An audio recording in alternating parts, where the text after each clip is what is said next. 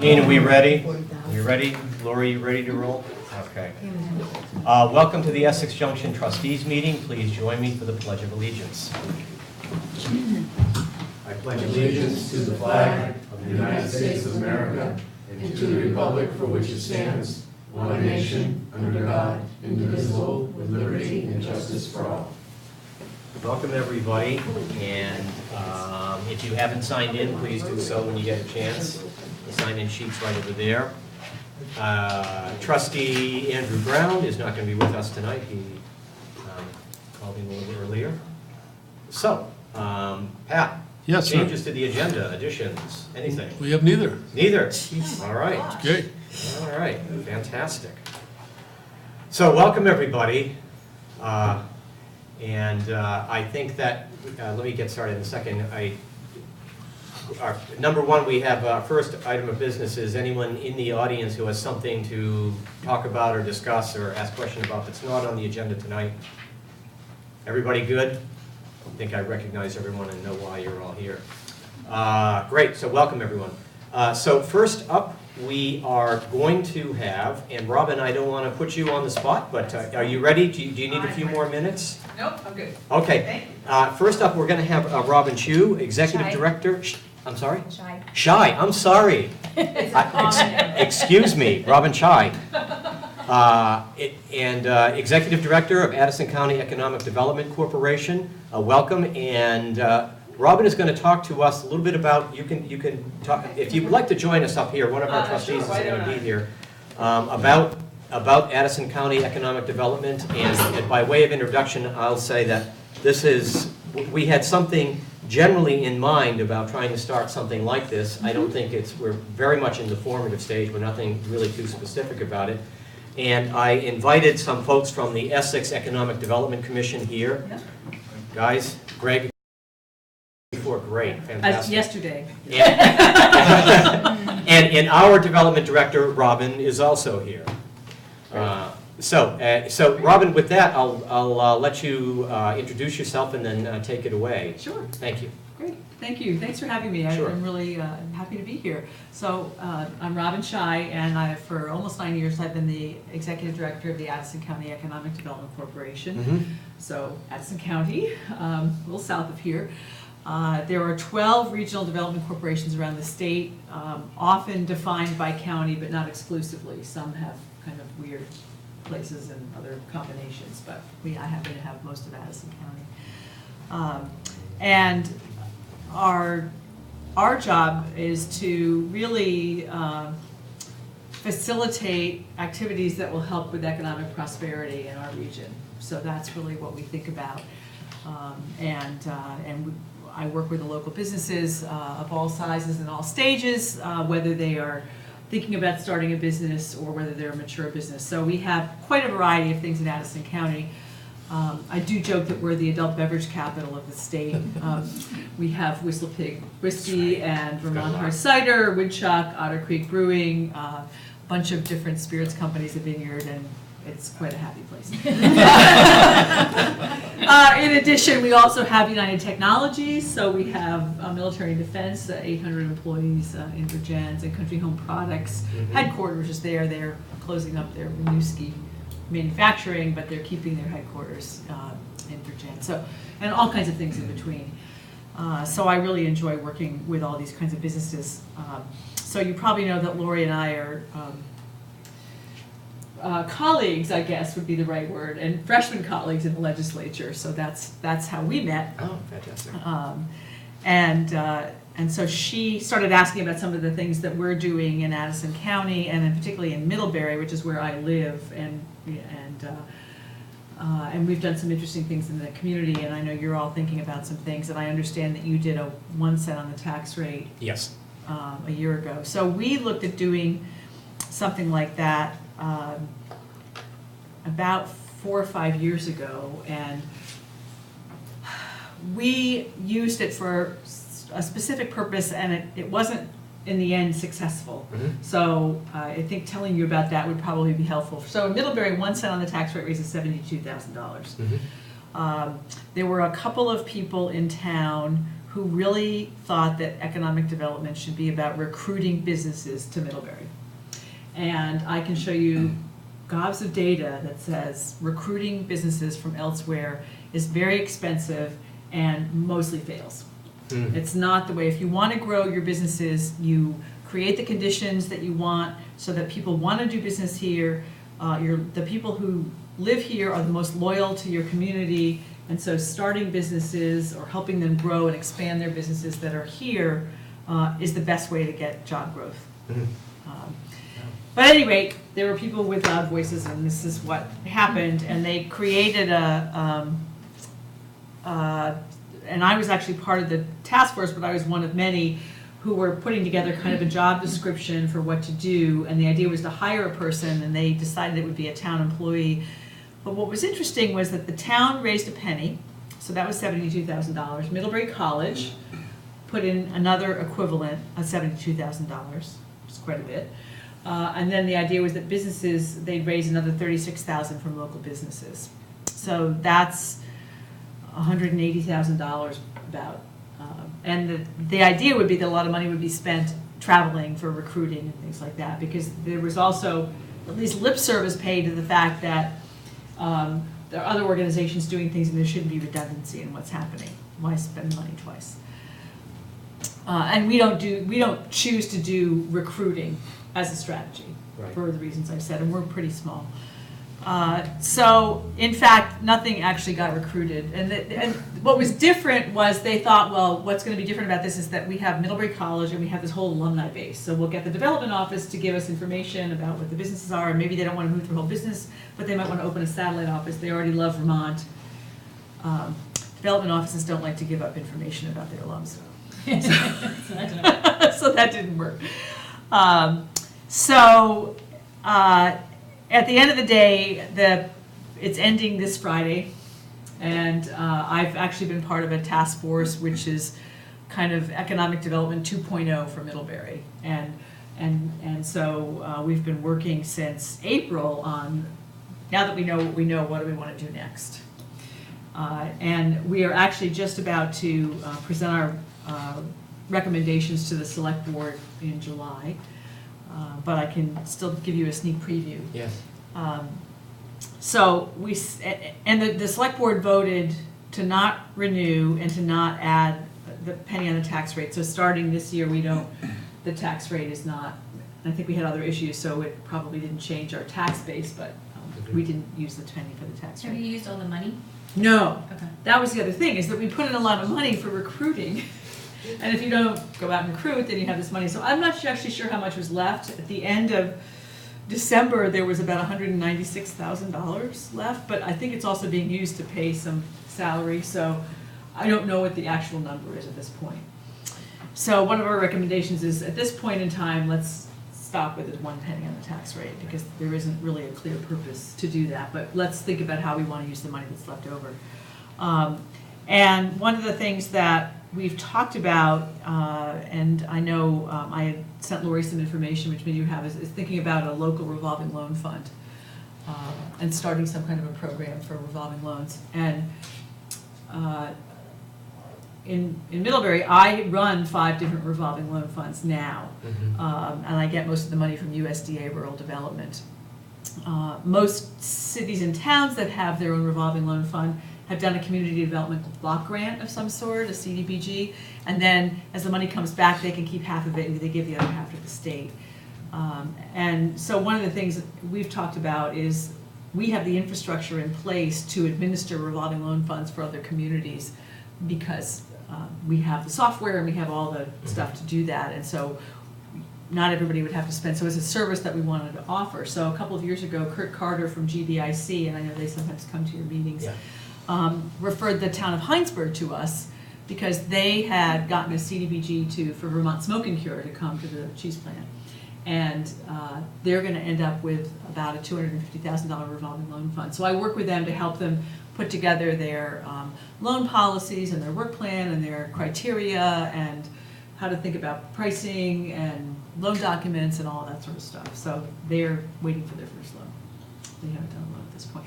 But they can do loans to places that I wouldn't necessarily do loans to, even in my community. And so Middlebury is actually looking at doing that now, having a revolving loan fund. So it might be doing Main Street businesses that need to do something, or something that isn't in competition with banks and other organizations that are there, but can offer something because it's a little bit riskier probably.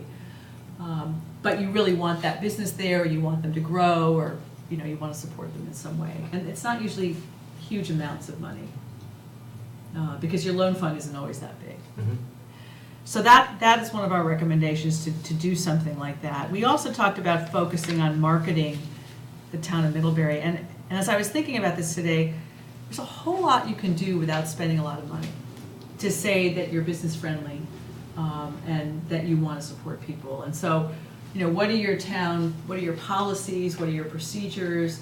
What does your website look like? How are your employees when they talk? Are they supportive and friendly? So what does it all say to you from an outside perspective? So I looked a little bit at your website, and I don't have a big analysis to give you, but anyway, it looked pretty friendly. I mean, Middlebury just really did. They had nothing about business on there, so that's one of our recommendations. It seems like a no-brainer, but I mean it feels like a friendly place. It's like, we want to help you, and we want to. So all those things are really important. I even noticed that you had something that said, if you send something to all 5 trustees, you'll probably only hear from one of us, because there's rules about that. And I was so glad to see that, because not everybody understands about open meeting law. So clearly you guys have a message about that. We have to deal with that. Yes. Yeah, all right. Well, you deal with it once and then you Yes. fix this, Yes. right? Yeah. So a lot of communities are still learning about that. Mhm.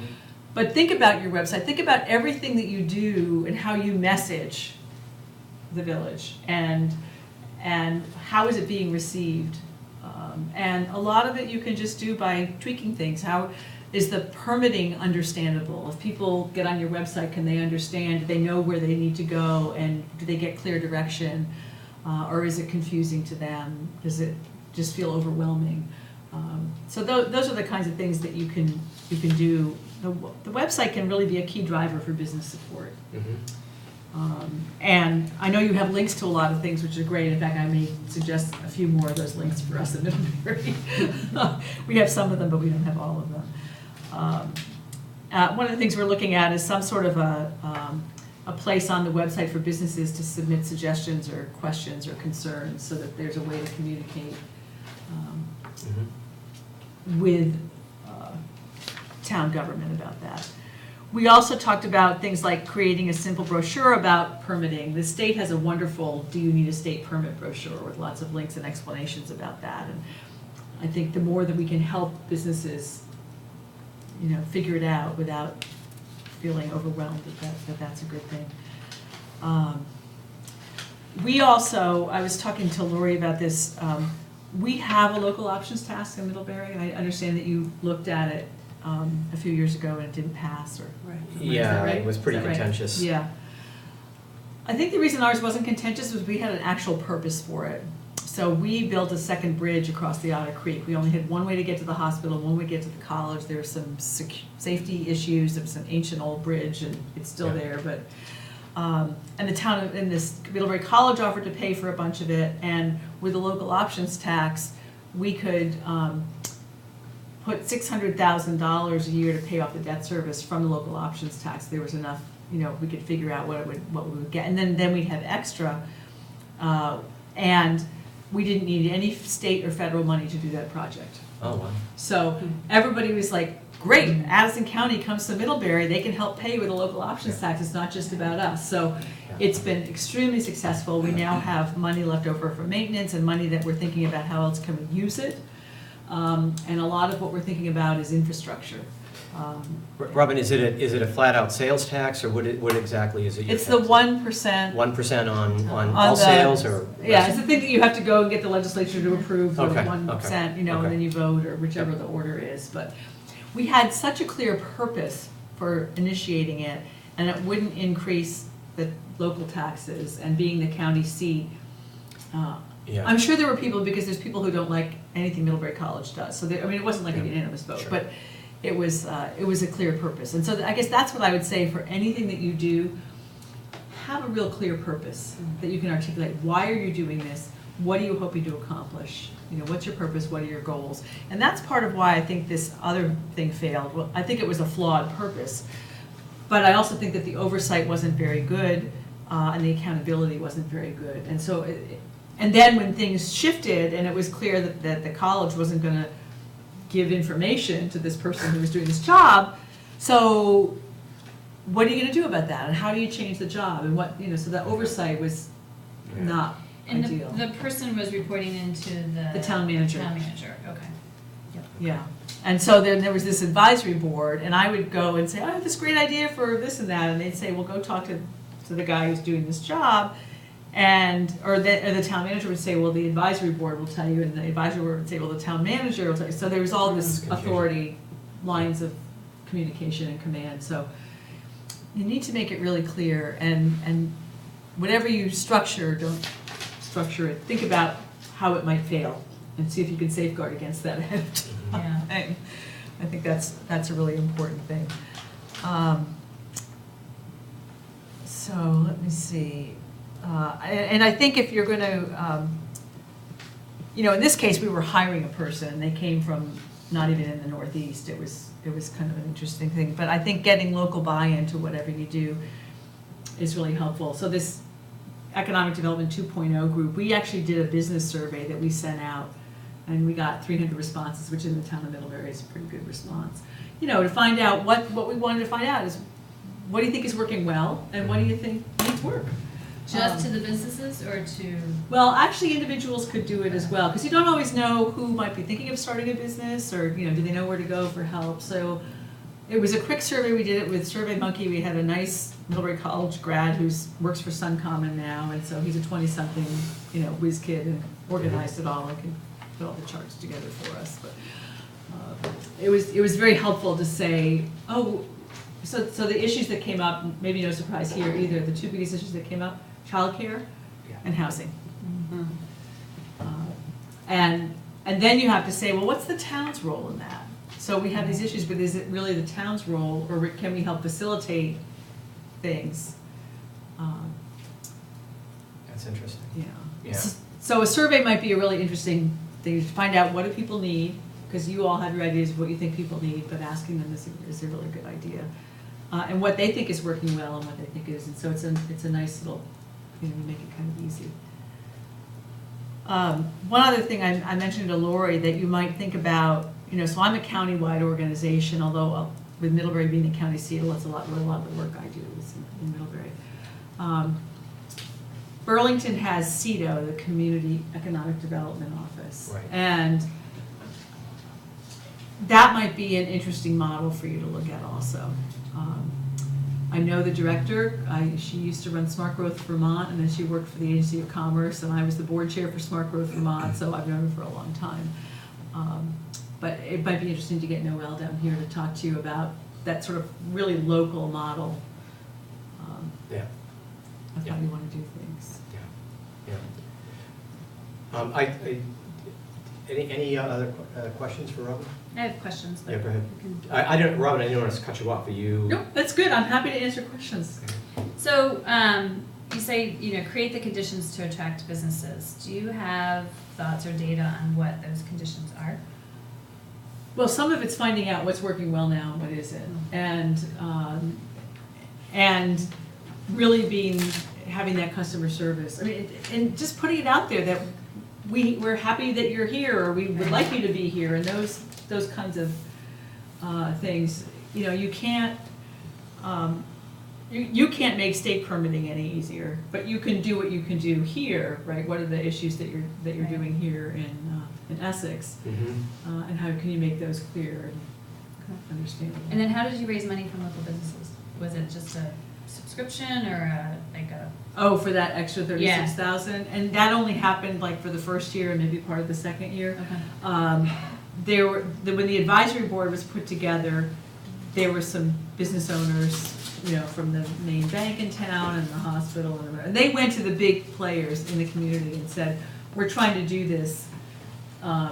Would you consider giving $5,000 a year for 5 years, or 3 years, or a few thousand a year?" So they tried to get a multiple year, but they also asked people to give $500. So kind of depending upon the size of the business. And I think they got the 36,000 the first year, and then they never actually needed the money. So all of that kind of went. But the other thing with this is there was kind of this other agenda, which was if we can increase the grand list, then property taxes will go down, or Middlebury College won't get as much grief about all the property taxes they don't pay. Although they help us out in so many other ways. I mean, it was really, Yeah. it's a little silly. So hidden agendas don't really work all that well. Yeah. To increase the grand list, recruiting a 3-person engineering firm is not going to increase the grand list. As you know, it's building more buildings is going to increase the grand list. So. Yes, sir, go ahead, Dan. No, I was curious, the 1% option, the sales Yeah. option tax, is that something that you just, I didn't catch when that started, did you? I'm trying to remember, I actually have the sheet of it year by year, and I don't know how long we've had that as an option. Could it be 7 or 8 Yeah, years? you've had it for a while. I think we've, I maybe think when 9 years. I think when we looked at it the first time, we looked around, and I think even then you had it. And Yeah. when you did that, did you do that and go to the people in the community saying, we would like to do this, and use the extra money for this purpose, or what, how? Well, we went and we said, Middlebury College has offered to pay for half of the bridge. Mhm. We need this bridge. Kind of the community agreed we needed the bridge, for the most part. And if we have to figure out how we're gonna pay for that. And we don't wanna increase everybody's property taxes. We're already, actually are one of the highest taxed communities in the state of Vermont. I think we're 8th or 11th or something. It's pretty big. And so here's this other way. There's this local option tax. Lots of people come to shop and do things in Middlebury. So it's not just Middlebury residents paying for everything, it's everybody else that comes to the community. And we know what we're gonna use it for, and if we have excess, we can use it for other things where we won't have to raise taxes. Mhm. So that played well. Okay. Two other things, I'm curious Sure. about parking within Middlebury. The issue of parking, we have an issue here in our community with available parking and making people aware of the existing parking we have. I Yes. think there's a lack of understanding where you can park here in the village. And the other thing is just the difference between Chittenden County and Addison County. You talked about Addison County, specifically Middlebury, the county seat, but as far as competing with other communities down in Addison County, is there really another community that you really compete for, grants or for, doing things?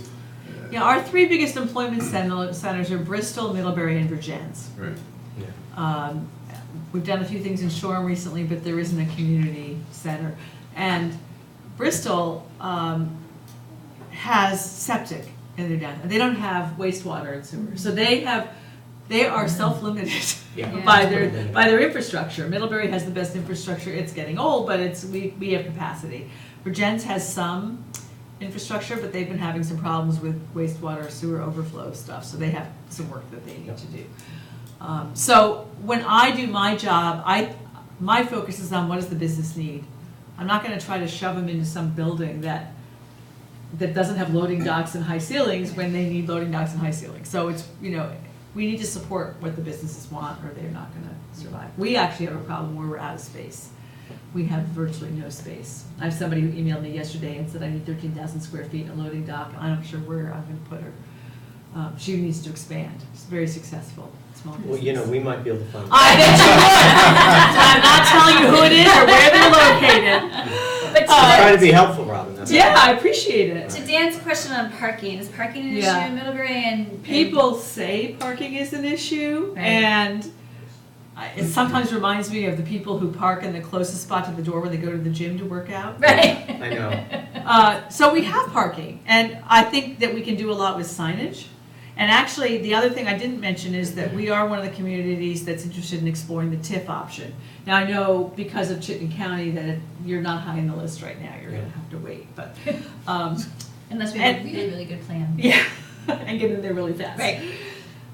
So actually, the select board is thinking about a parking garage, and I have to wait to see what Yeah. the jury's out from my standpoint on whether that's the best thing. Whether, if you have good signage, are you a designated downtown? Yes. Okay, Village so Center. you Village have Center, yes. Village Center, okay, so you have benefits that go along with that. Yes.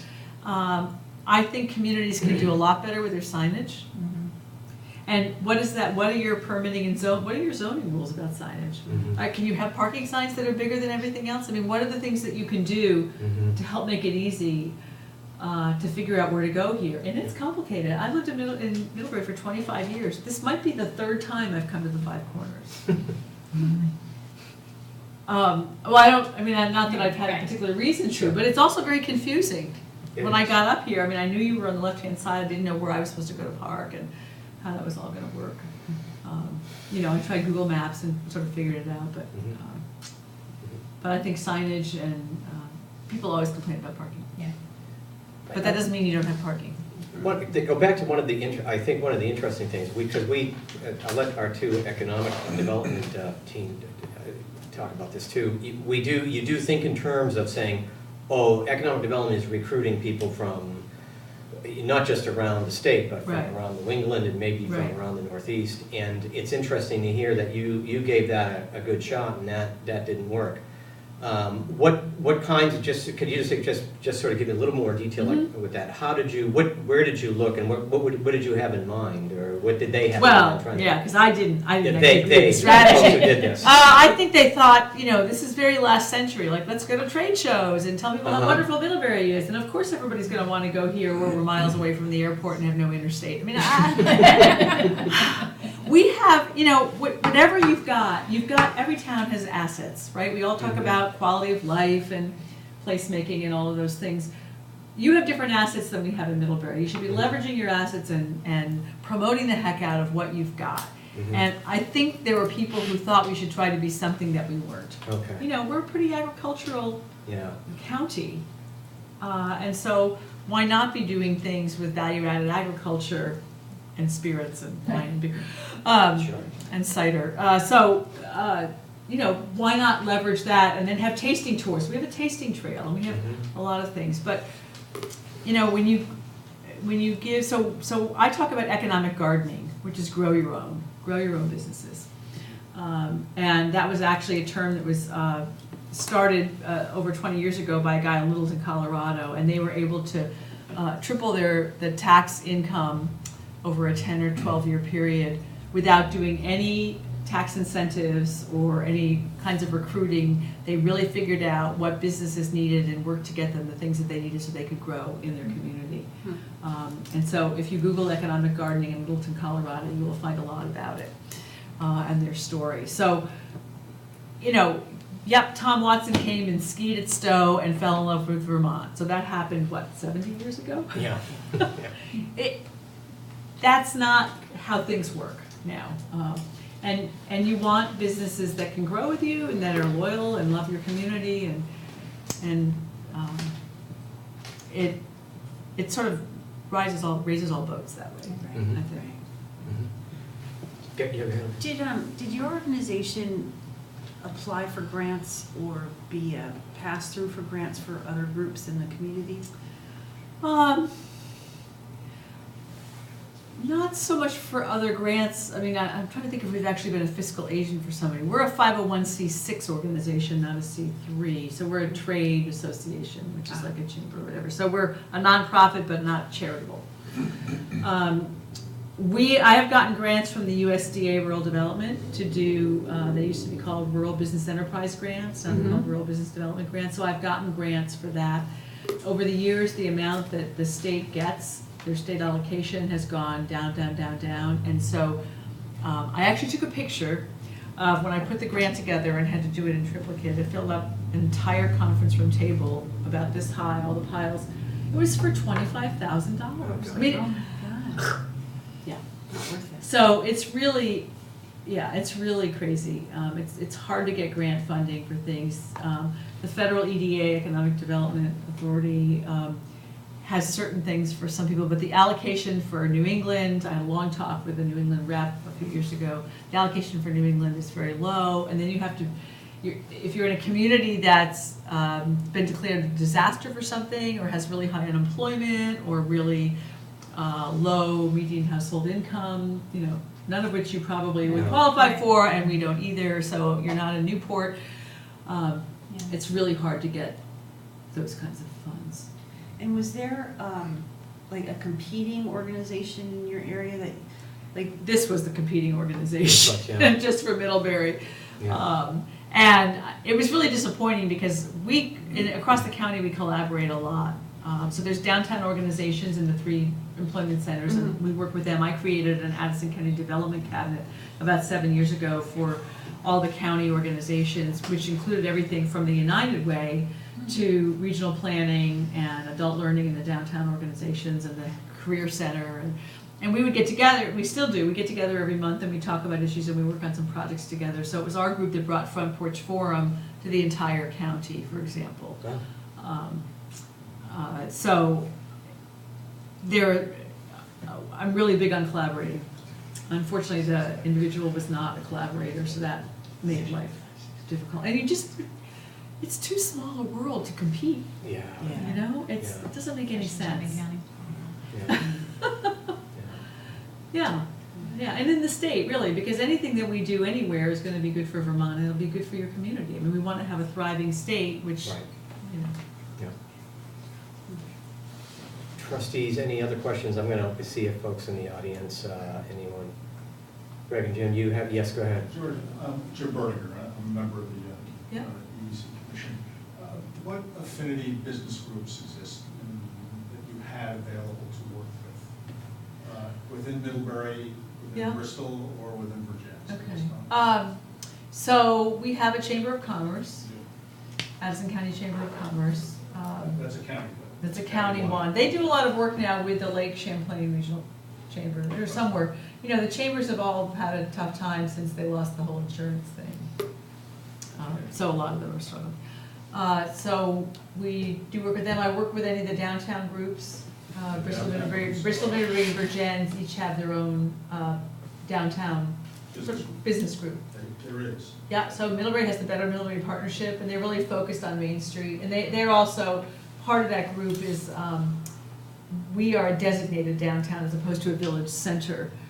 So there's a downtown, and we have a downtown improvement district, which actually also has a slightly higher property tax rate so that they can use the money for things in that downtown district. And so I've worked with all 3 downtown groups in the county, as well as the chamber. I'm thinking those are the main ones. Unless there's something you're thinking of that maybe I, you wanna. Robin, I'm sorry, Jim, what, so who is part of the Better Middlebury Partnership? How does that work? Well, they have a part-time marketing director person, and the town gives them $25,000, and then they have some business membership.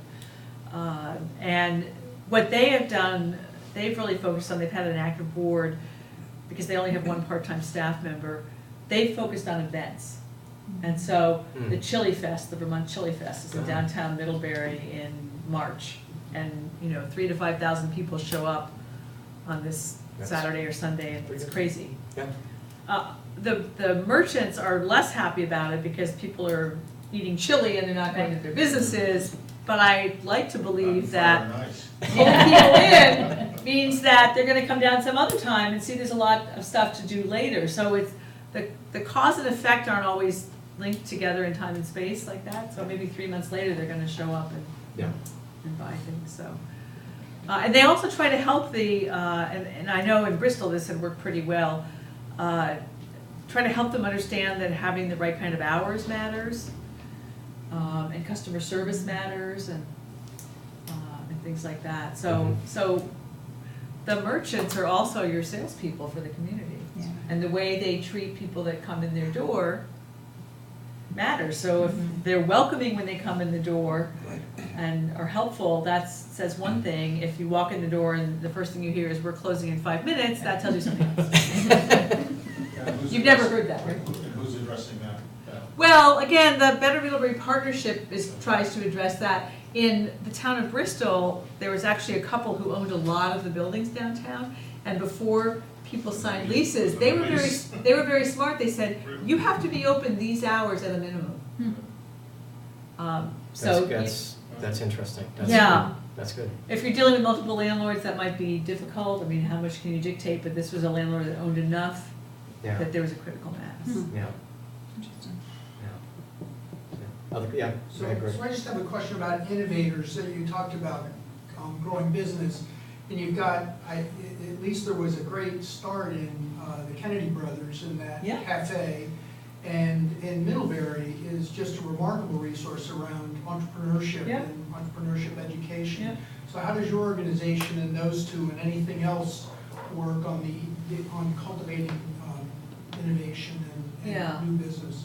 Well, Which certainly what talking sounded about. like is what you're trying to do. Right, and so we do work with Middlebury College in a number of different ways, and I and some of my board members have met with some of the people who do internship programs, and have talked about how we can connect the students with things there. There's a program called Midcore, which is the closest thing to anything businessy. So Middlebury is a liberal arts college, Yes. and they are gonna have English majors, and they're not gonna have accounting majors. It's very clear. So it's a very different animal than Champlain Mhm. or UVM. Mhm. And it's always a challenge, but there are kids who are doing some things. One of the, a rising senior who came to a workshop I held this morning with finances and other business assistance things, is looking to work with the retiring director of the Career Center to put together some sort of an incubator space for food. So we know food is a big deal in our community, we have all the agriculture pieces, so how can we make that work more? So, things Is there happen. a community kitchen? no. And frankly, a lot of people talk about food hubs, and the ones that we have in the state are not always doing all that well. They're great, and they're great ideas, but we don't need that many, and it's difficult to, they aren't at capacity. So we had the Middlebury kid pitched up here, the Joyride kid, what's his name? Oh. Terry, anyway. Yeah. He won the first, I think it was the first year we did the road pitch. Right. And, so it was great, but clearly Middlebury has a role. How's the Virgins, the Kennedy Brothers operation going? Is Yeah. that thriving or shrinking? They're doing pretty well. The co-working space hasn't filled up as fast as Bob would like. We try to hold meetings up there on a regular basis so we can showcase it. So we've had, the last 2 years, we've had some ownership transition workshops there, and we get 30 people to show up to that, and then they get to see the co-working space, and so we try to promote it. They're also members of ours, so we do a lot of promotion of our members, social media and things like that. But then by having meetings and having people come is another way. But it's been slower than we would have thought, because it has great broadband. And I mean, maybe you ought to be looking north as opposed to south for people to work. You know, because some people who live in Charlotte or Shelburne might not want to come into Yeah. Burlington, but might be very happy going to That's what we're Virginia. seeing, some. Could be more, but we're seeing that. Yeah. For sure. Yeah. Yeah. It's cool. Yeah, and we've talked about improving broadband, but, you know, that's a big issue. Yeah. It is- Can you get it everywhere in the village?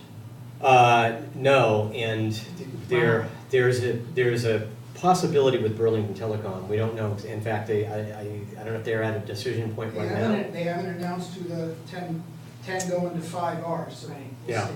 So the idea was that it might be a possibility to extend it out this way. Yeah. Yeah. But that's sort of an ongoing dynamic discussion right now. Right. But broadband, I mean, Comcast is in most of the village. Yeah. And I'm think- Comcast services. High speed, High speed yeah, the high and speed. yeah. Fairpoint, so we're setting on both DSL Right. and cable.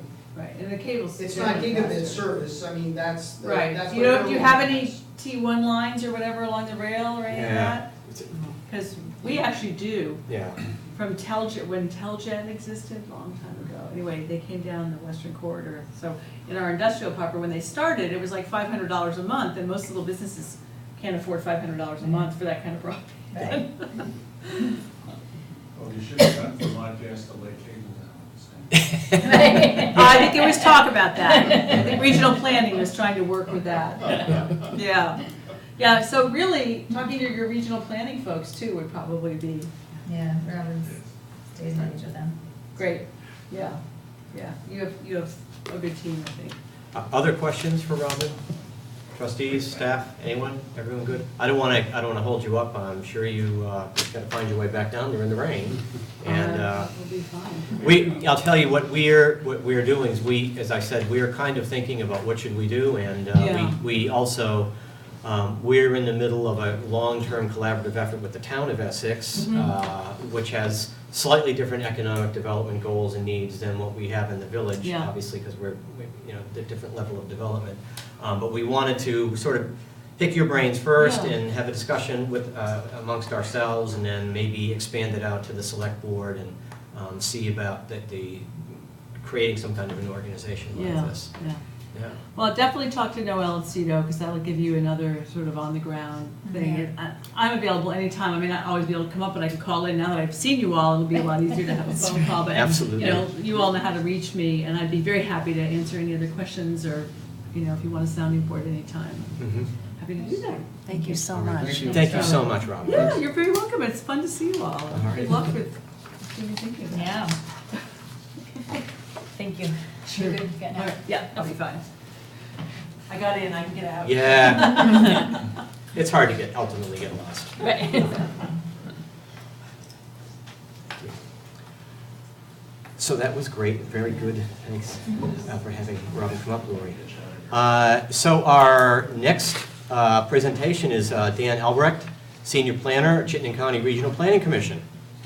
And we're going to be discussing the 2017 All Hazards Mitigation Plan and Lake Champlain Byway Corridor Management Plan. Welcome, Dan. Thank you, Mr. Chairman. President. So again, Dan Albrecht, Senior Planner with Chittenden County Regional Planning. The Hazard Mitigation Plan, I'll give you the background, the details of the plan. I've looked over all our plans that we've assisted municipalities with. They're somewhat similar, but it was Emily Nosslayer who did most of the work with this, with both the town and the village. So the background on this, you have a resolution, I think, before you. Yes, I have one right here. Great. So the background on this is the hazard mitigation planning started in the early 2000s. Initially, the primary rationale FEMA put forward was you wanted to be eligible for certain grants, and you had to adopt the plans. In recent years, the state has, FEMA hasn't changed its carrots and sticks on things, but the state a few years ago said, well, when there's a federal disaster, FEMA pays 75% of the repair costs of a certain project or debris cleanup or things like that, common or destroyed culverts, road shoulders, things like that. In 2014, the state said, okay, well, we've always matched, FEMA does 75%, we do 12.5%, and the municipality does 12.5%. And before that 12.5% from the state, they would provide for almost any reason, as long as a town had zoning or a curb cut policy or an emergency operations plan. But then the state made that checklist of things, the conditions on which they would contribute the 12.5%, much more strict. So they said you had to adopt the VTrans, road and bridge standards for municipalities, you had to participate in the National Flood Insurance Program, you had to every spring sign your local emergency operations plan, update all the phone numbers, read the plan, make sure you vote on it, and you have to adopt a hazard mitigation plan. The hazard mitigation plan in and of itself is a good thing, but now with other reasons to save, because if you don't have all those four things, the state's not going to match you 12.5%, they're going to give you 7.5%. So you'd lose $5,000 on a $100,000 repair. So that's the mercenary reason to adopt the plan, which money is a good thing. So we started, there was a first version in 2005 and 2011.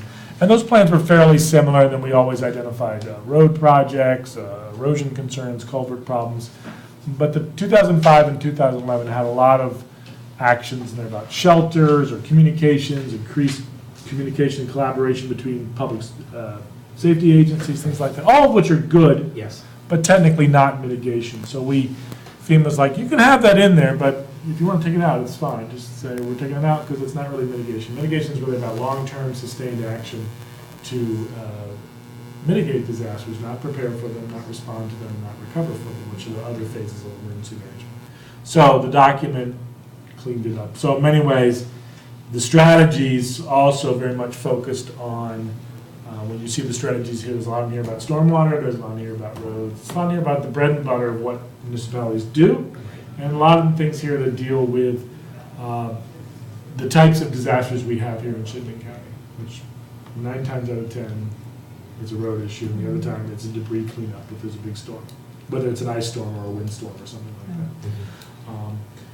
So that's where we really focus the plan. So at the end, you'll see there's all this discussion of the old strategies, and it's like, removed from plan. It's not a mitigation action, and FEMA was fine with that.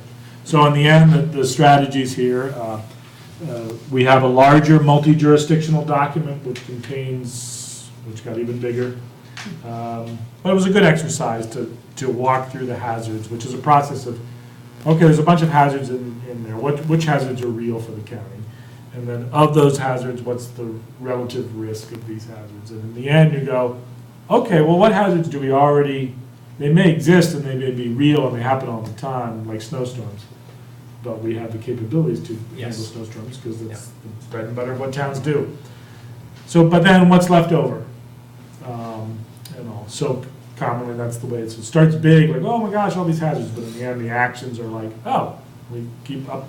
And it's not really exciting stuff, very dramatic, but if you upsize a culvert, if you, in the more rural parts of Essex, you rock line ditches along a steep gravel road, all these kinds of things. And then we also tried to capture what are the things that towns are spending money on that might not fall under a FEMA category. So we have this category called water pollution, which is another way to lump the Lake Champlain phosphorus TMDL. Or 10 years from now, there'll be a chloride management plan for the state. There'll be a nitrogen. If we were on the other side of the state, it would be nitrogen for Long Island Sound, all these kinds of things. So we wanted to capture those things. And the nice thing is that the work you do to address water pollution, all the stormwater work you do, helps in many ways, often overlaps with stormwater management or severe rainstorms, things like that. So we tweaked the hazards too. We always had flooding, we always had erosion, but there was a lot of times there's just too much rain all at once. And stuff. And this is even the case of, like, I was in Richmond the other night, and they get roads blown out that are nowhere near a stream. It's just some road that's really high up. And there's 5 driveways, and the water comes down those driveways, it hits that ditch, and all it takes is one plugged culvert, boom, and a big stretch of road is washed out. And it's nowhere near, it's not a flood zone. You can't map it, but it happens. So the plan is completed. We worked a lot with the different public works staff, planning staff to review it, public safety staff as well, fire, police, so on. And then we send it in, and then FEMA looks at it and says, you've met the checklist, and they authorize you to adopt the plan. So that's where, and you guys have one plan for 2 municipalities. So. Right. So that's the briefing on that. So. Appreciate it, thank you. I was just curious today, back a few years ago, and this isn't so much about the plan, but in putting this together and your expertise in this area and looking at, I'm sure, lots of numbers and data for the state, and we had back a few years ago, we had a very significant rain event here in Essex Junction that flooded whole neighborhoods and washed out roads and did a lot of damage. And we had a lot of discussion at that point of what does this mean? Was it more or less just a sort of a freakish event, or is this a trend, a long-term trend that's going to become more and more short-term in terms of flooding and having these really severe rain events? And I'm just trying to get a sense. Do you have a sense of this? We didn't. It's interesting because when we looked at some of the precipitation data, and it's a lot of times about is how you collect it. Right. And so from a data point, what's hard is the longest term database we have is one location, really. It's the airport. That's the one with the longest term data, which is well over 100 years. And then you get these things with, the rains. So we didn't really go into it because a lot of it's just Vermont as a whole. Yeah. So we didn't really want to put that kind of data in the plan of more frequent, more intense rainstorms. Okay. But then the other thing too is like you really have to. The problem was unless these things are really mapped in space and time, it's hard. For the first time, we we've always had verbal descriptions of where the past disasters are, but we were able to get a hold of the GIS layer from FEMA, so we started mapping that, which is included in the plan, which is kind of nice. Right. I think there's a general sense that these more frequent rainstorms are happening too. Yeah, But it's also weird, because last summer was really dry. yes, right, yeah, exactly. Now it's kind of a wet, Right, It's- yeah. But I think the key thing is all that road infrastructure, and it really does pay a lot of benefits in the long time. So if you have to bond it, so there's a large public works bond, and we do it for sewer, and we do it for water, and the more we do that for roads, the better, and even our rural towns are starting to think, oh, capital budget, because, Yeah, and you guys are an MS4 municipality, stormwater permittee, but this whole municipal roads general permit is coming to the rest of the state. And you guys, your municipal road general permit will just be rolled into your MS4 permit along with the towns. right. So but you have to develop a phosphorus control plan, and it's like, it's Yeah. not going away, and so it's kind of one of those things of like, but if you can run the numbers saying, okay, it seems like just a stormwater thing, but it's also about good village infrastructure. Yes. You're saving people 40 years down the line Yeah. of replacing things. And I don't know if have you guys got those water pipes that are like made out of old logs where they drill a hole? No, we don't have those anymore. Yeah, right. I mean, that's just like wild, you know? You sure? Yeah, it's the same. But Richmond's got Richmond had some displays of like some of the old pipes. Are you serious? Well, I don't think they still have it, but it's what it used to be. But when you think about all that infrastructure, Yeah. whether it's roads, if you stay on top of a regular paving and maintenance schedule, a ditching schedule, a stormwater, like, and you guys may be into this, but have to do this eventually, but you have to, some of these culverts that carry stormwater, they get old, so you have to reline them. Oh, yeah, no, Or you we, get the collapsing street thing. yeah. That's We- how- We're a little bit doing ahead of that, the curve. so- We've got a stormwater committee, a joint village Yeah. town stormwater committee, and we like to think we're ahead of the curve, but you don't exactly know where the curve is Yeah, sometimes. no, and Jim and Dennis know this stuff, and Yeah. Annie and Chelsea do, but see, Yeah. that's the thing, that it's a good decision the town's made to Yeah. ramp up their staffing capabilities, because it's just, stormwater's not going away. Yeah. And so having that extra staff capacity, and, most of our towns do it, even Shelburne's like, okay, we're not gonna form a utility, but we'll hire South Burlington to help us. Because they, Right. but they know they have to implement these flow restoration plans, these projects, get them on a schedule. And to the extent that they're there, I mean, both the village and the town have been really good about getting grants.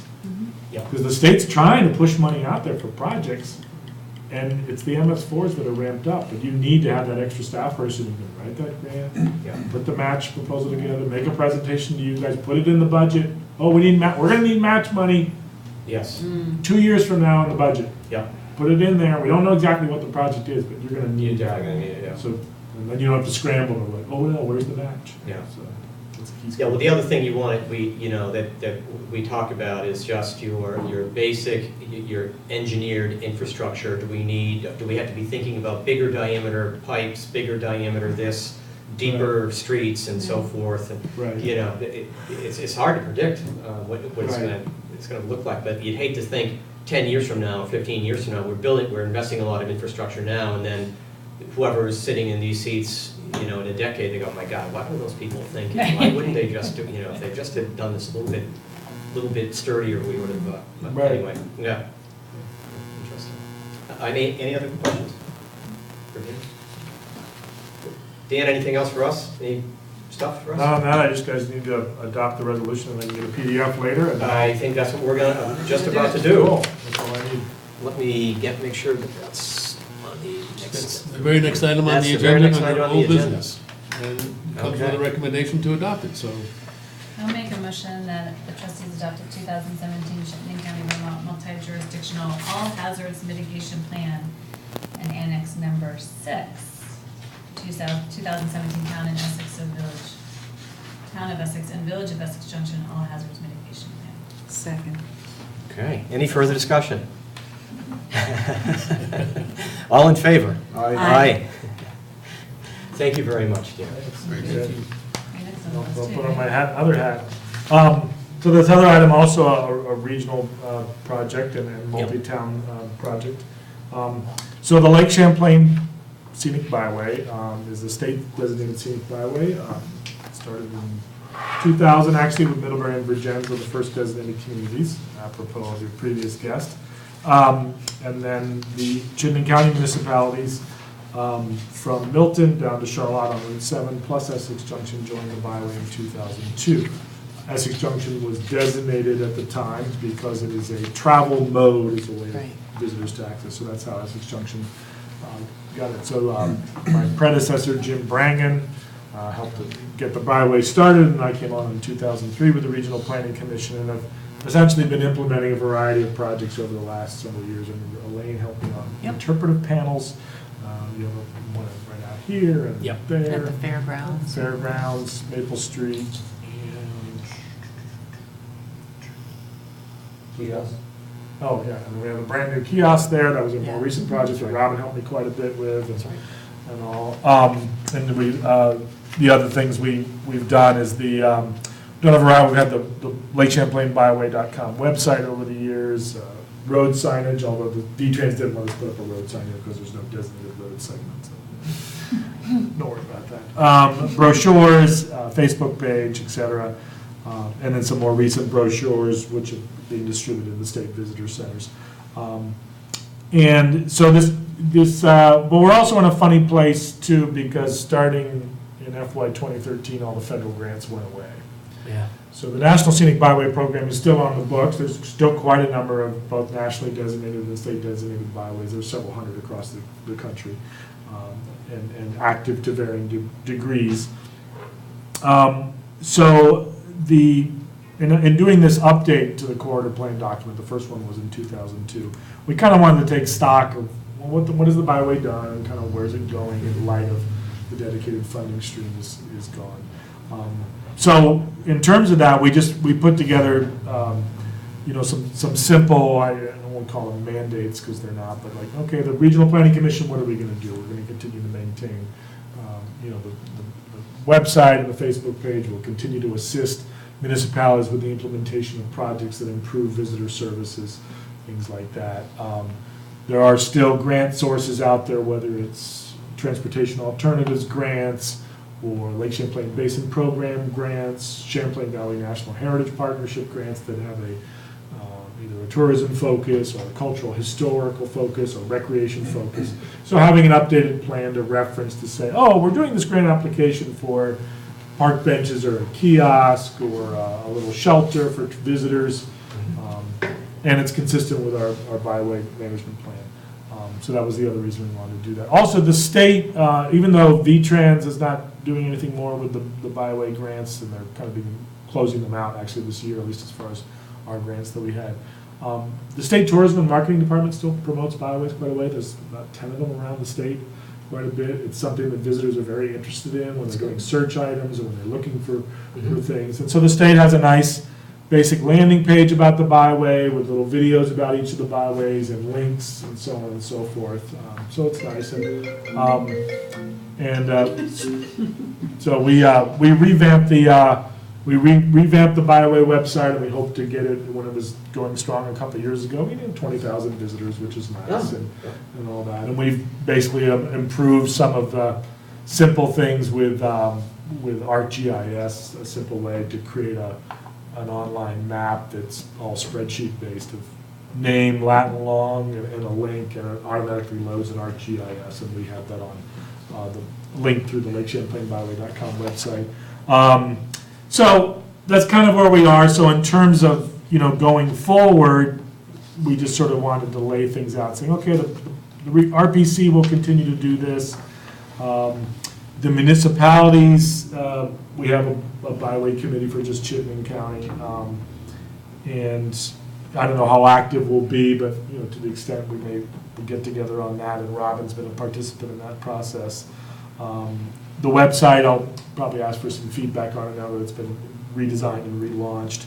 And in general, we ask municipalities, which is, to promote the development, it's here in the plan of sidewalks, recreation paths, informational kiosks, wayfinding, interpretive resources, and any other amenities that help improve the travel. You guys agree to be part of a byway, you want to welcome the traveler, just as you welcome businesses and make things easy for people. So the kiosk is a good part on that, I don't know if you want, someday whether you want, I've ever talked about internal signage within the, wayfinding signage within the village as a whole to people coming in, where's the expo or where's the parks or things like that. South Burlington's got a few of that a little bit, you've seen some of that pop up. Burlington has quite a robust system of signage that you see, so that's, Yep. it all depends, or do you just do one in the pedestrian area? Although it's a challenge because the state has strict requirements on municipal wayfinding signage, which is it has to point to generally nonprofit resources or museums or parks and parking, things like that. Yep. Well, you have the discussion about parking, so Yep. even simple things like that.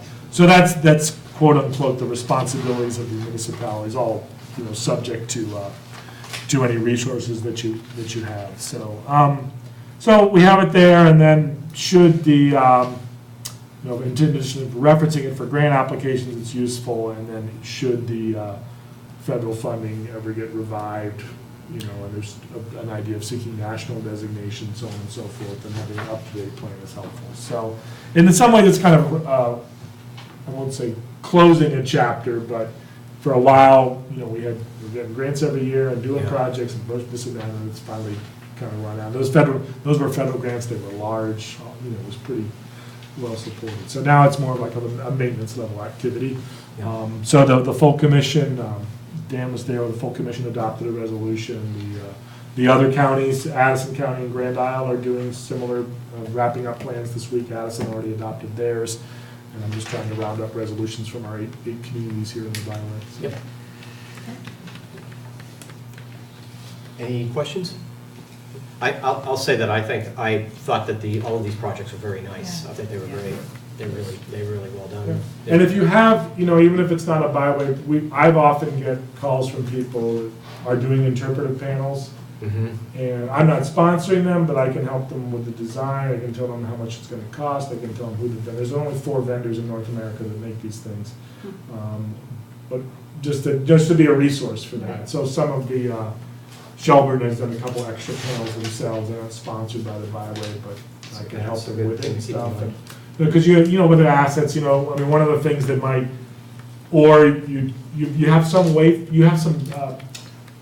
right out here and also by the train station, you've got some maps that we installed at the same time as we did the interpretive panels. Those could be updated. Or you could expand the kiosk model. That's a very large one there. You can make smaller kiosks. Put some in the Champlain Valley Expo. That's a way to capture people. Just, you walk up the street, not that much farther. That's a very good idea. Just to direct people where That's to a go. good idea. That's a very good idea. And stuff like where the restaurants are and stuff. Yes. Yeah. That's a very good idea. So there's Good tip. ways to do that, so.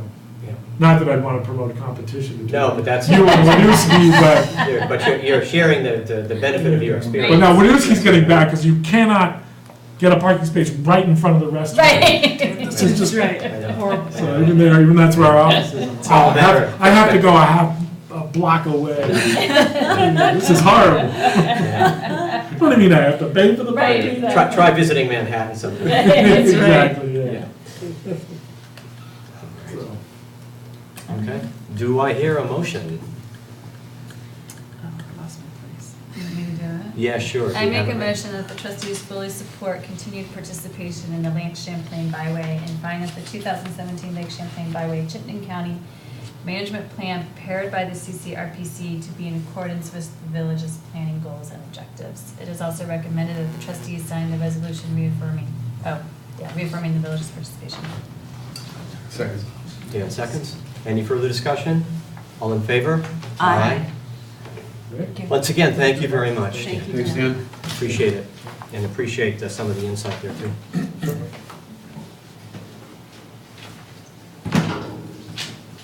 Okay, and so we now are up to an update on the 2017, the initial Essex Junction Neighbors Day. Welcome, Stephanie. Yes, hi. Hi. It's nice to see everyone. You too. Can I sit here? Sure. Please. I feel like I'm getting closer every time. You are. Right? Keep coming in. Slowly working my way into the group. Great, so I just wanted to give these out. These are a little bit more detail about what actually happened that day. I think everybody recognized or recognized on that day that the weather was absolutely terrible. No, it was was- just, I know. It was miserable. And the event that we planned in my neighborhood was a breakfast event. So getting out of bed for a 9 a.m. breakfast event was a challenge, but we still had 45 people 45 that showed up. Yep, we invited the whole hill where I live. I live right up by the school. So I feel like with 185 people, we had 9 different events that I know about. I've heard through the grapevine that we had other events that were going on that I can't seem to figure out who actually went and how many people there were, but I've heard through the grapevine like, there was an event on whatever street, and I don't know anybody that was there, but I know it went, and so this is what I know happened that I've been able to track down. I do have some photos of some of these events, and I definitely feel like even though the weather was completely crummy, it was a success because we had 185 people that were out on that day that would not have been gathering otherwise. We had 9 different sites. Yeah. And then we got some really nice quotes when I asked for feedback and asked for some follow-up. We got some people saying, I met people that I didn't know, and we would never have done this otherwise. It was a great idea. So I feel like it was a big success, and so that's kind of what happened here. So going forward, I know you have I put in a little memo of what's happening, but I think, or what had happened. So I think we got some very good press.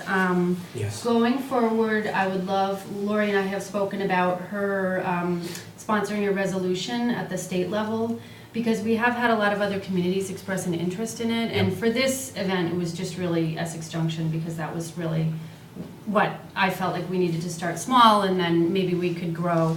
So hopefully we will get bigger next year and maybe hopefully go statewide with Lori's help.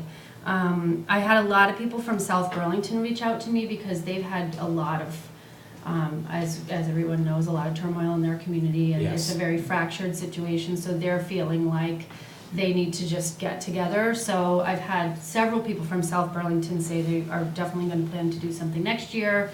I work in Milton, so a lot of people from Milton heard me on the radio, and they were like, we're definitely going to do it next year. So, and then interestingly, on our form online, somebody from Montgomery Center registered an event. And I've tried to follow up with them to figure out what happened, and I never heard back from them because maybe they realized I was actually just promoting for Essex Junction. So maybe they were like, ooh. But I don't know what happened there. This is illegal outside. I know, I was like, Montgomery Center. Yes. So anyway, so I definitely feel like there's some sort of great trend happening, and I think we'll be better next year. Hopefully the weather will be better. I mean, it couldn't really have been worse. So anyway, yeah, so I guess the points going forward are, with Lori's help, we're going to try to bring it to the state level. We don't have to do that much to get it to that point. I think we'll just do some, I'll write up some stuff with Lori's help, and then maybe we'll do a statewide Facebook page, maybe do a logo contest or something. And I wanted to talk something else. Did you have a question, George? I only had just one thing to remind. I think you should try to get a page in our annual report.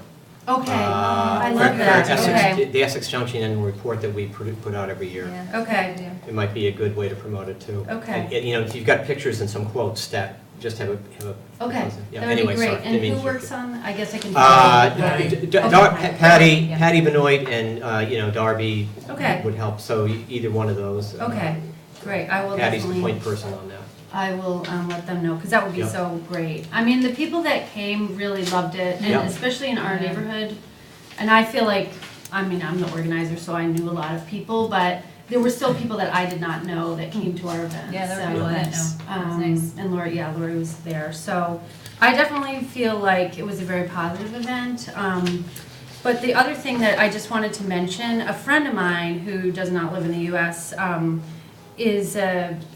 he's basically kind of a, he works in the airline industry, this is irrelevant, but he works on this asset-based community development, which I've been really interested in, and I listed a couple of resources, but this is basically, the TED Talk that I listed here is just a really interesting, it's basically for communities that have are more impoverished than ours, I would say, but it's a really interesting concept about using the assets that you have, which I feel, he was saying this Neighbors Day concept is like a complete and utter demonstration of asset-based community development, as are the little free libraries and the things that Essex Junction already does. So I thought it was worth putting in here some resources, and then this Embrace Richmond website was so fantastic. They have little videos of what they've done to bring their community together, and I feel like that would be something that would be very easy to do for Essex Junction.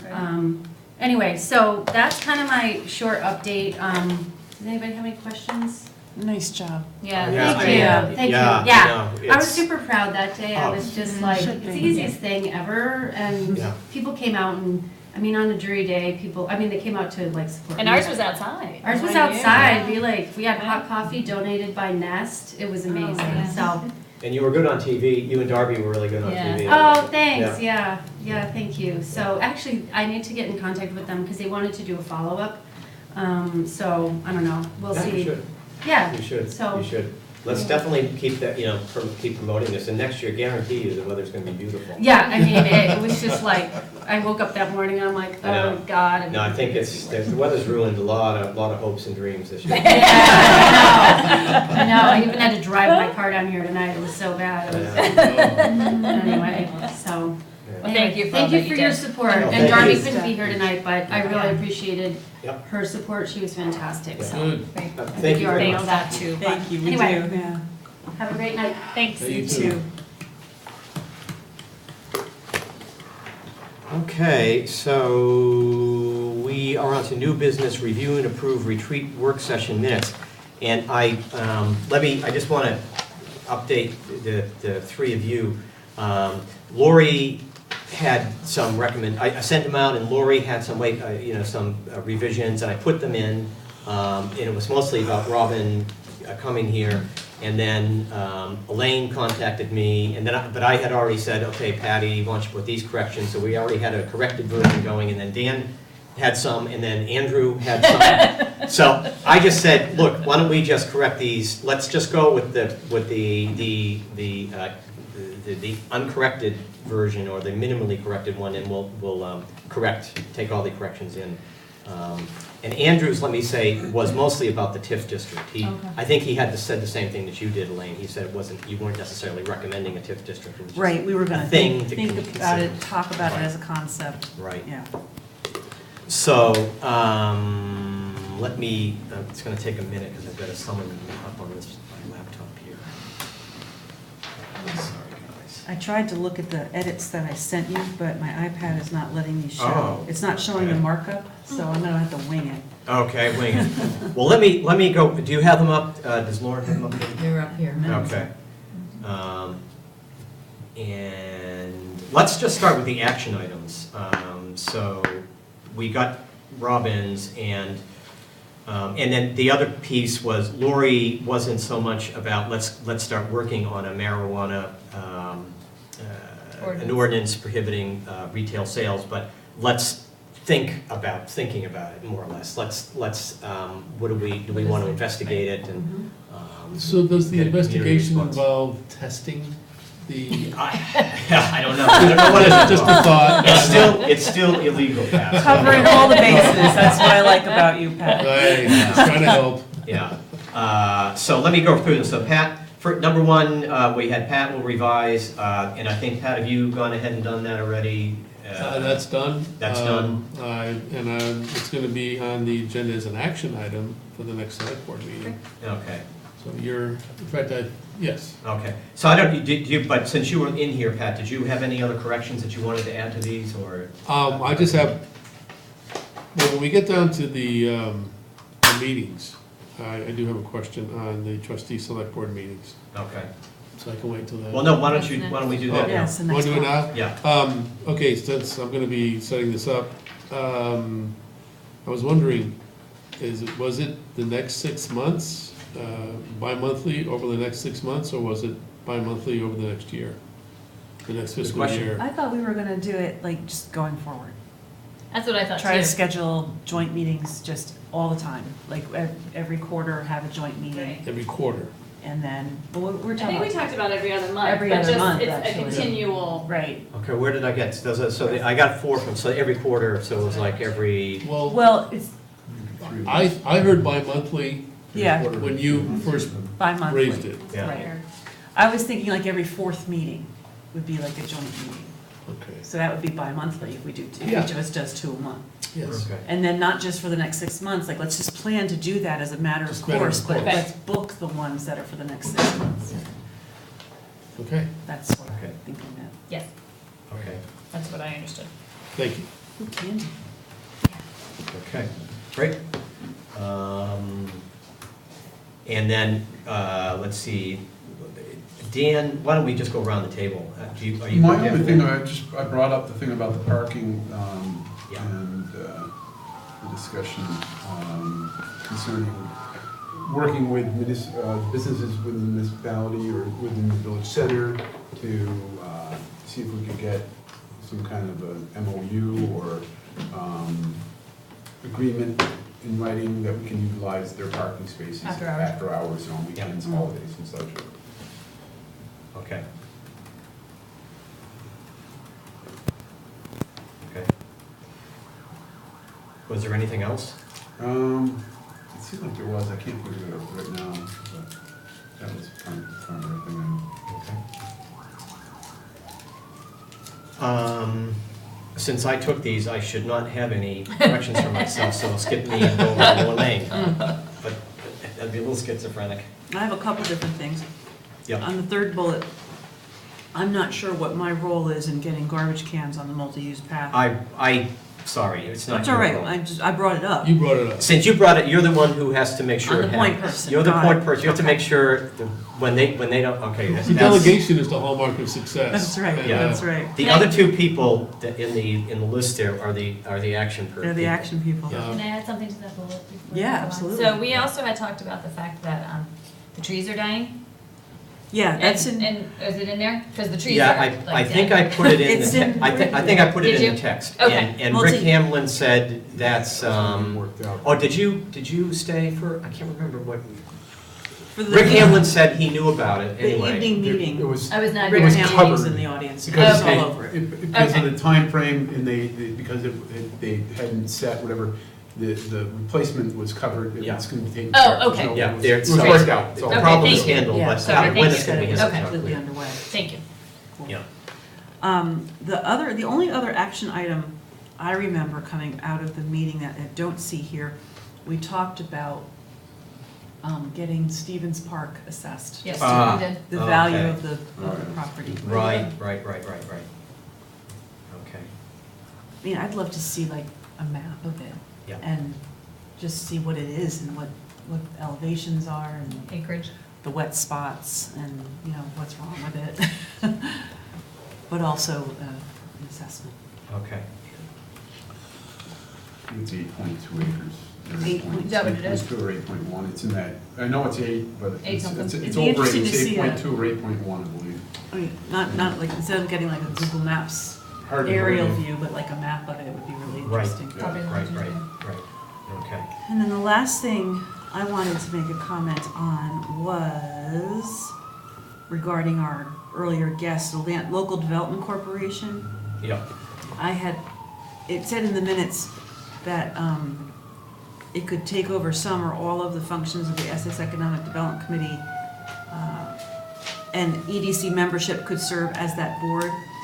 I want that to be a little bit more, current EDC membership could be invited to apply to be members Okay. Which of is that what we board. did discuss. Yeah. Yeah. okay. We don't want to automatically just pick up the EDC and plop it into this Right. new organization. We want them to be a part of its creation, but I envisioned it being a little bit broader. Okay. Okay. I think I got that. I'm Thank you. sorry you're not seeing these corrections, I can't, but I keep forgetting. It's all right. You accept, okay, I'll revise these. And Lori, did you have, Mm-mm. you good? Mhm. Should I ask a qualification on the third bullet?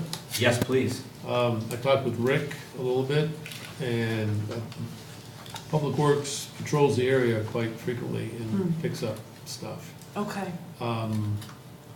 The conversation led to if we put collection for trash there, then we probably have to put some kind of collection device for recyclables. Yes, we would. Yeah, So, and then you'd have to collect the recyclables. and then it becomes a much bigger thing, so, could I just lower the expectation just a little bit and implementing the action item? Yep. And, check the trees, which I'd forgotten to mention to Rick.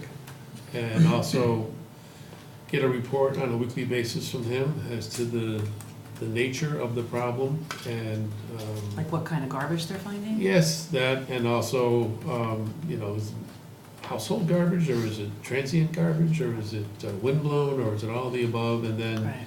what kind of cost is it to us to clean it up? So I walk it almost every day now. Good. Just because I'm out walking. And, Could you call me?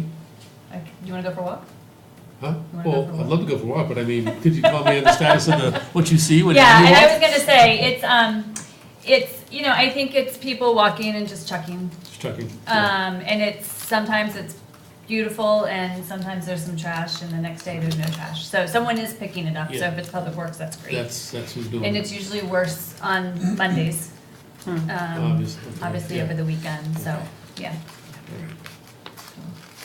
And the stuff is just trash, it's not some of the old problems resurfacing. No, No. no, On Green Up Day, it was mostly candy wrappers, soda Yeah. cans, and a couple dirty diapers. I think it's people who Okay. are going to Yeah. garbage and then they're walking and they're just chucking. Thank you. Which, I don't know if they would chuck it in a receptacle even if it was there. Yeah, yeah, Exactly. You know. Yeah. Exactly. I know, just some, You gotta wonder. So, Okay, it's nice to know that Public Works is yes, yeah, thank you. walking. One thing I wanted to just mention, before we get off this, and I'll put these corrections in and send them back out, and we can all make sure I get everything right. But when we were talking about the parking issue, I was wondering, if you recall afterwards, and I think I put it in here, that several of the planning commission members said, we have a lot more capacity, we could be doing a lot more. And I had sort of mentioned here, and I think I mentioned it in the note, that I'm wondering if we might want to pass this as a challenge off to the planning commission. And I'm not saying we should, but I mean, what I had in mind is that, first of all, we don't know how serious this problem is. I think it's a matter of perspective how serious the parking problem is. And also, I'd like to have the question answered. We don't have, every business that opens in the village center, every restaurant that's here doesn't have its own parking lot. There are some that do quite great business, a lot of business, and they have no parking lot. They use public parking. So we can't have that as a criteria going forward, that every new restaurant that comes into they must anticipate exactly how much parking space they're gonna need. So, but on the other hand, how are we gonna approach this? And what does the land development code say? And then, what are some of the options? If we were going to put in a municipal lot, where would be the best place to put it? What place would be place number 2, place number 3? What are some of the things about funding it? So I don't know. I think this has planning commission written all over it. Yeah, I think that's a great idea. Especially when they're coming to us and saying they're looking for work. Right. I was kind of surprised in a bad way about that. I mean, really, they should not be twiddling their thumbs. Well, if they're not getting the applications, they're not getting the Well, applications. they're the planning commission, Right, so they're when they're still not thinking getting they would be applications, So they should be planning. so we should let them plan this. Let's Yeah. plan, let's. Because I don't think this is not something we can really, I mean, we've talked about having the owners come in and talking about it and having this kind of this level discussion, but, really, I think there's probably a lot of data collection that really Right. needs to be done. If they could do that and have the conversation about the locations of parking and recommendations for signage, and then they come to us with their recommendations, and then we say how we'll pay for it. Right. I mean, that feels like that's the hierarchy there. Okay, And I think one of the keys is it a problem or is it a perception of a problem? I think And it's the that's, latter. and I do too, but I think that's a really good question for the planning commission to research. Right, yeah, Yeah. that's right on. Okay, any other questions about, or changes or And I have Andrews. So put that in. Thank you for putting it together. No Yeah, problem. thanks, George. No problem. Okay. Okay, so we are now on to the manager's report. Yes, sir. As you've heard me say since I started working for you, my life is a maze of meetings. Some of them are far more interesting and more productive than others. But Pat, working for us has made your life much happier. It has, I've wheeled the clock back on the aging process. My interactions with the village trustees since day one has been wonderful. One of the things that's more current is going to the regional dispatch meetings as a member of the joint study committee and working through what's likely to be proposed to happen and trying to understand what likely will happen, and then trying to map out a plan of action, a financial plan, some budgetary discussions, and how it's all gonna work between now and town meeting day of March of 18, when ostensibly this effort is gonna be proposed to be voted on by the 8 municipalities that have dispatch. So it seems to be coming along pretty good. It's the mountain of work, and I must say that Aaron has done a remarkable job. Aaron Frank, I'm sorry. Aaron Frank. There's too many Aarons in my life. Yep. Aaron Frank, he's chair of the Joint Study Committee, but he's also doing a awful lot of legwork and a lot of the writing and organizing the meetings. And I think without his effort, there would be no hope at all of having a March 18 vote, and there may not be. I mean, the jury is still out. So I've been planning to catch up a little bit with that, and steps are being taken in the forward area, and we'll see. There's a lot more work to be done, but there's a lot of potential wisdom to regionalizing municipal services and utilizing the unified municipal district as the source. Hiring has also been something that I've been involved in recently. I feel very pleased that I've hired, the last 3 people are exceptionally strong people to take over for retiring folks. And the last one was completed and he started work today. Darren, and I can't pronounce his last name, so I'm not gonna try and embarrass both he and I. He's the former chair of the Essex Conservation Committee, and he is now the planner for the town community development department, replacing Greg's job. Greg is the, as you know, the deputy town manager, replacing Doug, who will be retiring very, very shortly. And Travis Savastano is taking over as the job that Ann held. And hopefully, next budget year, I'm gonna try again for the HR professional. He is pretty much that by training and by his education, but he's doing a whiz-bang job where he's sitting now. And so, young local people who are working for us. Darren lives in the village. Well, you know, Greg lives in the village. Yes. Wait a minute, am I showing preference for the village? Oh, no. No, they're in the town of Essex as well. So that's- Oh, yeah, it is part of the town, yes. And Travis, not sure where he lives. He lives, he was working at Copley before he came here, so. Yeah, I think had a he's- discussion. He's got a long commute. He's got a long- I know, yeah, he's he got a- told me, and he's got a significant commute. Yes, never did commute, but, Yeah. you know, again, he's in his middle 20s and lots of energy and great brain power. So those are the things that I've been doing, trying to end the year in the black, of course, and depending heavily on other people in so doing. So not allowing last minute spending for the sake of last minute spending.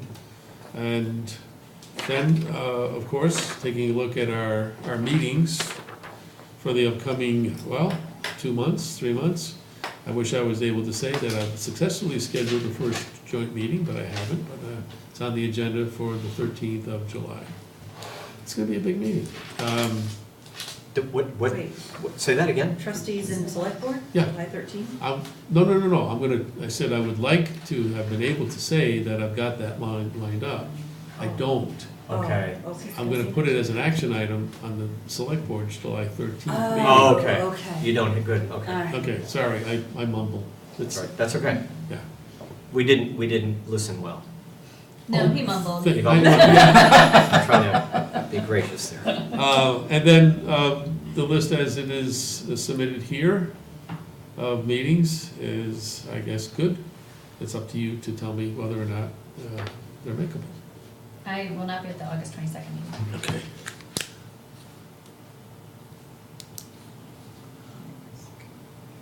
Yeah, they're all good for me. I may not be at the August 22nd meeting. Well, if I can, if you confirm that up, because I would suggest if two of you, if we know a month in advance that two Right. of you are not gonna be there, then we should probably reschedule it. Yeah. I'm hoping not to be at the July 25th meeting. I just want to take the last 2 weeks in July off. Yep. Okay. Reacquaint myself with my bride. That's fine.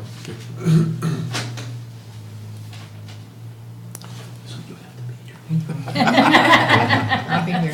Okay, thank I you. had my big, Thank you. Okay, we all good? Yeah.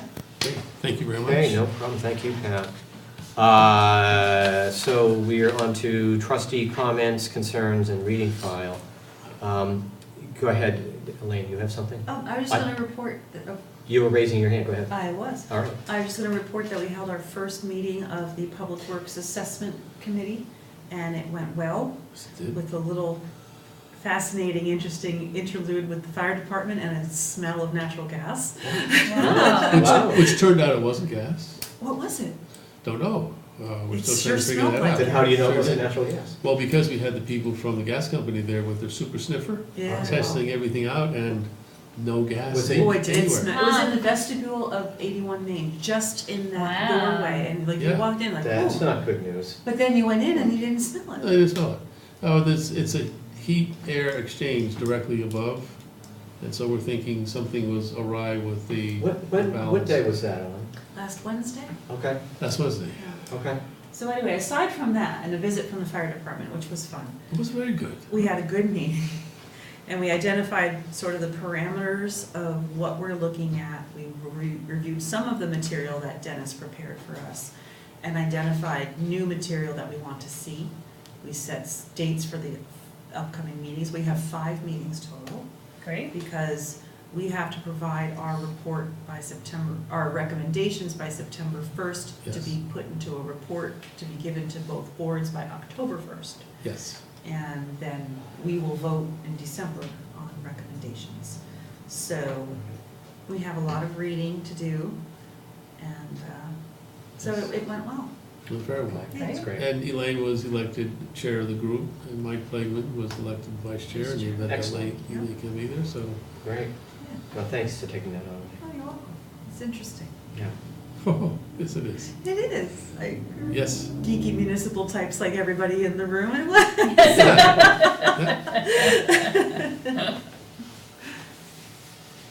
Okay, anyone else, trustees?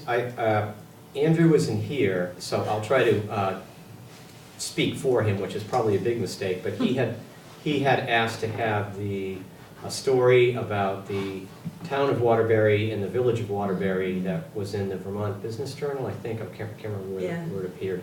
But it doesn't matter, it's, but put into the reading file. And I guess because it's a village-town thing, and the idea, just to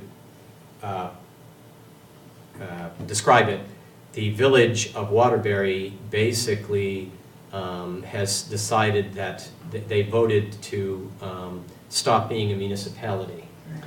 And they are going to just become, I can't remember what the expression is, they're just going to be holding on to their utility. assets. They're a Utility. utility I think district. they're a utility district, yes. And my understanding, I'm ad-libbing here, but my understanding with Waterbury is that they've had a village town tiff for many, many years about the police department. Yes. The village, the police is a village function in Waterbury, and the Yes, town depends on the state police for, yes. which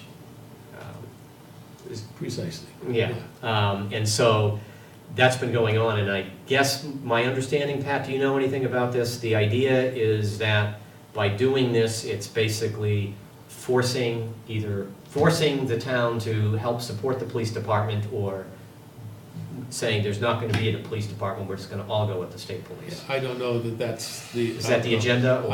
I don't know. That's Okay. what the article implies. Yeah. Yeah. That's what it implied, but Yeah. I don't know. But that's all they had, the village, right, at that point? That's right. That's all, they didn't have all that we still have here. I don't know. And were Waterbury Village residents paying for the police, and they weren't paying for the town police No, 'cause they're services? state. They weren't double, They paid the state, you paid. but are they the- We're considered, paying for their considered police. residents of Waterbury Town There, as There. well? I think there. So if 'Cause they had- Waterbury Town was paying for Were troopers, you and here so. when we had the But- woman from Yes, Waterbury I come? was. Yeah, well, they share municipal service, or office and all that, so I assume they're a village incorporated in the town Right. of Waterbury. So they share the expenses of everything else. I mean, the state police would obviously fill in if they dissolved. It happened years ago up in Milton. Milton walked out on their police force, and for a while, the state police provided it. I mean, it's difficult for the state police to provide the service that the municipality. Yeah. God forbid, if our Essex police force left, the state police have to take over, which we'd be scrambling for people. But what I'm getting at is, if Waterbury Village residents were paying for their own 2 policemen, and they were, as town residents, also paying for the state troopers, and they voted to dissolve. Everyone pays for the Everyone state pays for the police. state troopers. Yeah, It's right. not like- Exactly, but then does Like even Water- us. Yeah. Yes, but then Waterbury Village people were also paying for their own little tiny police department. Correct. So Yes. it's the same, it's parallel to what we're doing. So when they Right. dissolved their municipality, Right. the cost of the Waterbury police, like, where did that go? Like, if we did that, Well, we would that's- have all this extra Right, expense that would exactly. rise to the town Yeah, level. well, that would be, Right. the two situations aren't comparable. No. Right, that's what I was Right, getting I at, understand what you're yeah, saying, okay. no, Right, and- Okay. Right. And I'm only gonna editorialize a little bit, it doesn't seem like a great, forcing something sometimes Right, doesn't just seem because like. we don't have, yeah. Unless there was a provision in the town charter that addressed it, that was previously voted on by everybody, that said, in effect, should the village of Waterbury decide to throw up its charter, they will automatically become part of the town of Waterbury. Yeah, If they did that, and there was a police operation in the village only, it would become a police operation for the entire community, in which case the townsfolk would probably, everyone would have to look for a couple more police officers. Right. Maybe after Dan to come down there and run. No, thank you. That's if, and Right. I'm quite sure they don't have that. yeah. So we don't know, it's an interesting situation to watch. Yeah. The numbers, I was looking at them, and obviously it's the whole thing is much smaller than us, and, you know.